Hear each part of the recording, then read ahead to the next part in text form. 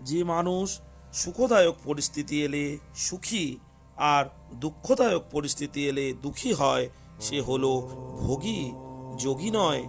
যোগী পুরুষ তো সুখে দুঃখে সমভাবাপন্ন থাকে। ভোগী ব্যক্তি রোগী হয়, দুঃখী হয় এবং দুর্গতি প্রাপ্ত হয়। নিজের সুখে সুখী হওয়া কোনো মানুষই যোগী হতে পারে না। ভোগী ব্যক্তি যোগী হয় না, রোগী হয়, অর্থাৎ ভোগে রোগ ভয়ম। ভোগ দুটি বস্তুর সংযোগে সাধিত হয়, আর যোগ হলো পরমাত্মার সাথে নিত্য সম্বন্ধ, একাকী অর্থাৎ স্বতঃসিদ্ধভাবে সাধিত হয়। যতদিন ভোগ ততদিন যোগের অনুভব হয় না। সর্বতভাবে ভোগের ত্যাগ হলে যোগ অনুভূত হয়, আর যোগের অনুভূতি হলে ভোগের ইচ্ছা সম্পূর্ণরূপে দূর হয়ে যায়। পরমাত্মার সঙ্গ হলে যোগ এবং সংসারের সঙ্গ হলে ভোগ হয়। একলা থাকার সুখ উপভোগ করা, মনের সংসর্গজনিত সুখ উপভোগ করা হলো ভোগ, যোগ নয়। সংসারের সঙ্গে সম্বন্ধ স্থাপনের নাম ভোগ, আর সম্বন্ধ শূন্য হওয়ার নাম যোগ।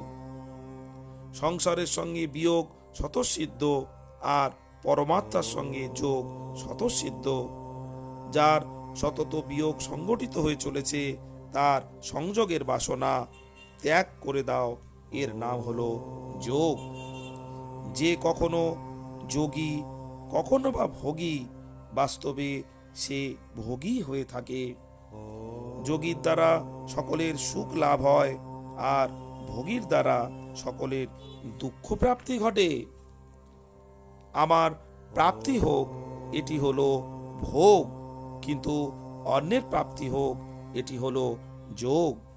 নিজের সুখ সুবিধা যে দেখে, সে ভোগী, যোগী নয়। যা চিরন্তন এবং সর্বজনীন, তার প্রাপ্তি হলো যোগ।